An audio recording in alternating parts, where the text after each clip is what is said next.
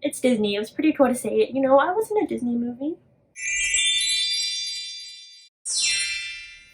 Hello, welcome to my channel. My name is Caroline. This video is going to be all about being a background extra.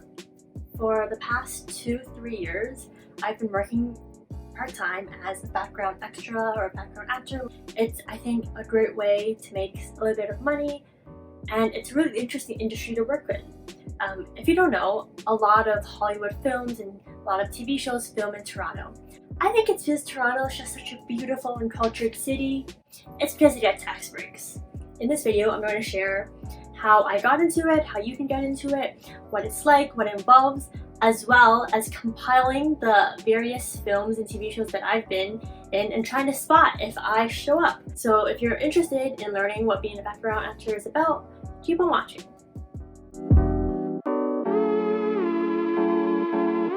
First, how do you become a background actor? It's actually super easy. There's nothing required of you. There's no previous experience required. All you need to do is find an agent that's in your city. So Toronto has a lot of agents. I mean, like a talent agent. If you just Google your city and background acting agent, a ton will pop up. Make sure that they're kind of accredited with the acting of your local acting unit. So in Toronto, it's ACTRA. You can find an ACTRA accredited background agent, and once you register with them, they'll send you jobs and stuff. And if you can find a job that fits your kind of what you're looking for, and you just reply to them and say, hey, I'm free for this job, and they'll send you everything you need. So basically, all you need to do to become a background actor is get an agent. What is being a background actor like? So first of all, there are no set hours for being a background actor. If I take on a job, I could be on set for 2 hours to 14-15 hours. I've had both days. Because of this, it can be hard to do background work while also working a full-time job, just because you don't know when you're working. Usually you find out about jobs maybe 2 or 3 days before or the day before. So it can be hard to like schedule a proper work schedule around this. But if you're a student, if you have nothing else to do for the summer, it's perfect because you can pick what days you want to work and you have the whole day free to work. I think it's super easy work. So even if I'm working 14 hours a day or I'm working 3 hours a day, most of that time I'm not doing anything. Let's say I work a 10-hour day. I think 6 to 8 of those hours I'm sitting around, I'm sleeping, I'm studying for school, I'm eating. Most of the time you're just waiting as a background actor. That's basically what being a background actor is, waiting until you're told to do something. And when you finally make it onto set, it's more waiting because they have to set up, they have to kind of between takes, they have to reset. It's a lot of waiting, and maybe you're actually on camera for like an hour out of like an 8-hour day. It's a lot of waiting. I thought it was perfect for me because I could study, which is perfect for school, while making money. You get paid to wait basically. You do get to see kind of behind the scenes how filming works. The newness definitely wears off, the excitement wears off, but it is pretty cool at the beginning to see kind of the lights, the cameras, the action. But it's not as exciting as you think it is. Like that one scene they have in a movie, they shoot maybe 30-40 times. So maybe the first time you see the scene, you're like, wow, this is so cool. And by the 40th time they're shooting the scene, you already have all of the lines memorized yourself. So it's not as glamorous as like working in film or whatever it may seem, but it's a great kind of side part-time job for students. It's not super stable, so there's no guarantee that you will have work, so it's kind of hard to really make a full-time job off of this. Alright, how much do you make? So I made around minimum wage. When I first got started, I made around $12 an hour, which is above minimum wage at the time, but minus commission. So you have to pay your agent 10% commission in exchange for them finding jobs for you, which makes sense. Now it pays just $14 an hour minus commission, but I'm a cash background, so that means I'm not part of the union. For those people who are in a union, they do get paid more. I think they get paid $20-something an hour, but I get paid this $14 an hour the entire time I'm there doing all that waiting. Something that's interesting is no matter how long you're on set, you get paid a minimum of 8 hours. So I've been on sets before where I was only there for like 4 or 5 hours and they still pay me for the 8 hours. That's just how it works. Also, they feed you. So they feed you, like they literally give you free lunch. So that money you could have spent on buying food for yourself, they feed you lunch. It's like a full buffet style. The food is pretty good, honestly. So you won't get rich fast doing this if you're not in a union, but it is a good kind of side job for not doing a lot. So I think I covered kind of the basics of what being a background actor is like. Let's get into kind of some of the movies and TV shows I was in.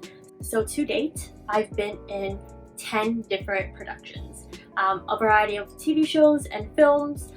I'm going to be playing for you the scenes that I was in, as well as talking about what my experience at each of those sets were. I don't appear in all of the scenes. Most of the time we can't really see specific background people. It's usually a blur, we're walking by, we're clapping, whatever. But I do appear in a couple of scenes, which I think is super interesting. So if you're interested, keep on watching. Plant its big old ass into that basket. We're toast. It's crazy. Can't go up to them with our resumes now. So the first show that I was ever in was called Salvation. It's this kind of weird sci-fi show about a comet or a meteor hitting Earth or something, or like an asteroid, I'm not sure. This was my first ever show. I was so nervous. I was like so excited. I thought it would be this huge, exciting, fast-paced thing. And I got there, and I think like I sat down, I registered, I got hair and makeup done, and it was very underwhelming. I waited in the waiting room for like I think 3-4 hours, and so they finally took us. We were filming in Roy Thompson Hall, so it was like a big auditorium. They finally took us there, and there was a lot more waiting there. But this was really interesting because I got super lucky on my first ever background experience. I ended up in a scene where I was right beside the main character. Like, you can see my face on TV. That doesn't happen every time. That doesn't happen most of the times. Most of the times you're blurred. But for like my first background experience, I got pretty lucky to have my face like right beside the actors.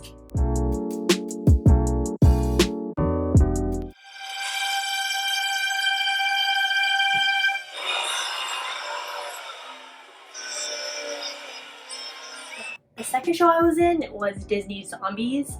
I remember this because I was on set like 4 days in a row, and it was like 30-40 degree weather. We were on these bleachers that they had built in this giant field. As you saw, they actually filmed pixels on that field too, and I was wearing this pink outfit for like 4 days in a row. It like smelled by the end of it. It was so hot, and it was like a musical, but it seemed that like no one around me could figure out what it was about. Like, there were zombies, there was singing, there was cheerleaders, there was like a hair moment. That was one of the more rougher experiences. The call times were always super early. It was always like 6:30 in the morning, 7 in the morning, and we wouldn't wrap until like 11 at night, and then we had to be back there again at 6:30 in the morning. But it's Disney. It was pretty cool to say it. You know, I was in a Disney movie.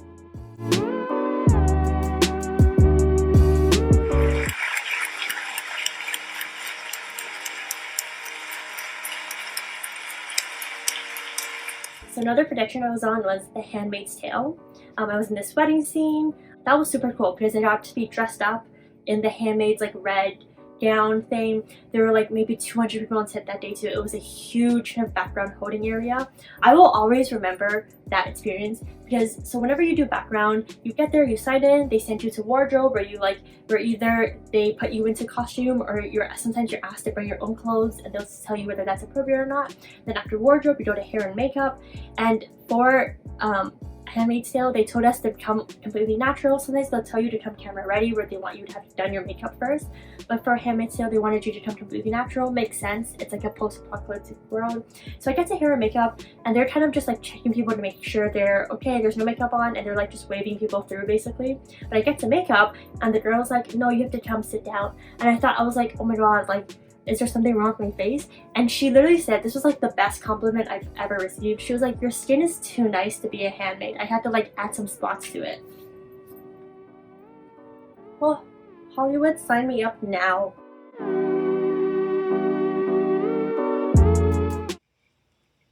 got out of class? It's like your crack, by the way, just because you're peace. So Wayne is this like YouTube premium TV show production. It's a TV show produced by YouTube, which I thought was super interesting. It did feel kind of more like a low budget film, or like a low budget kind of experience, but it was really cool.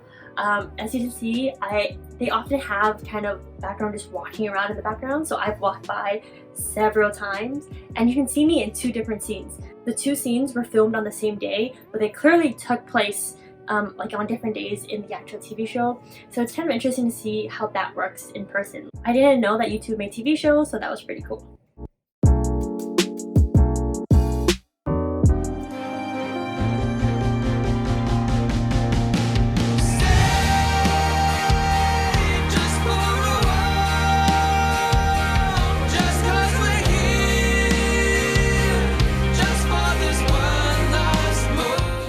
also on the next step.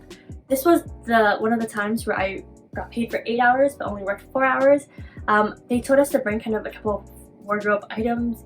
I was in a rush that day, so I didn't. I only had what I was wearing, and I was wearing this dress that was kind of like strappy at the back, looking like, if you were to ask me now, I would be like, oh yeah, that's such a high school dress. But they told me that it wasn't Disney appropriate, so they made me put a jacket on it. Which I'm somewhere like in the background clapping, making noise, whatever.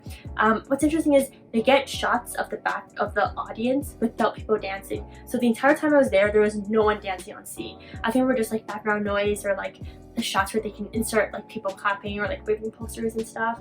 But yeah, so I was there for 4 hours just so they could get some shots of the audience.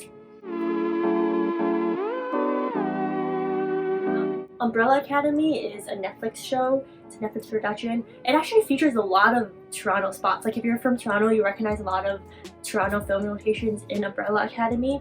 I was in this club scene. We filmed it at Cube, I believe. And it was really interesting because I scrolled through like Umbrella Academy on Netflix and I couldn't find the scene at all. So I think they cut it. I might have just missed it, but I think they cut the whole scene, which is crazy because they like rented out an entire club. They brought in all this background and they canceled the whole scene. I remember we were filming in like the middle of winter, so it was freezing. But where they had us registered for background wasn't where the club was. So we had to walk in like our clubbing gear, which for girls is like high heels and like a mini dress, to the club place. And I remember it was so cold. LOCKE is another like Netflix superhero show. Netflix is super into that, weirdly. We filmed this at the ROM, which is really interesting. They put out like the ROM. It was like a night shoot, so it was like we checked in at like 5 and we like were shooting till like 2-3 in the morning. Finally, I was on 3 productions: Grand Army, Secret Society of Second Born Royals, and Dare Me, that have not been released yet. I think one of them is Netflix, one of them is a Disney Plus production, and I don't really know what the other one is. The Grand Army one was really interesting because that was one of the times that I was able to work for the higher like union rate. And this was the first time that I was on like a set that they prepared specifically for a show. So a lot of times the productions rent out places. So it's like an existing auditorium in Toronto or a school or something. Most of the times it's like a school. But this, I went to one of those production sets off in like Etobicoke or something, and they built like a washroom for us to like film in, and they built like a school hallway within this like giant empty factory place, which was super cool. There were a bunch of different sets in one place. So I remember walking by like a bunch of like taken apart sets, half assembled sets. It was really cool. But yeah, Grand Army felt more of like the Hollywood experiences. We were like on a lot with like the sets built. I'm excited for these 3 shows to come out. I'm definitely gonna try and find myself. It's always a fun thing to do. I've met some background actors on set who were like, oh, I've been in so many, I don't even bother to find myself now. I've not been in that many, so I will continue to try and find myself. Because I'm moving for law school, I don't think I'll be doing this anymore. But it was a really cool thing to experience, and I really recommend you doing it if you get the chance to. So thank you so much for watching this video. I hope you enjoyed it. And remember to subscribe, like, comment, and thanks for watching.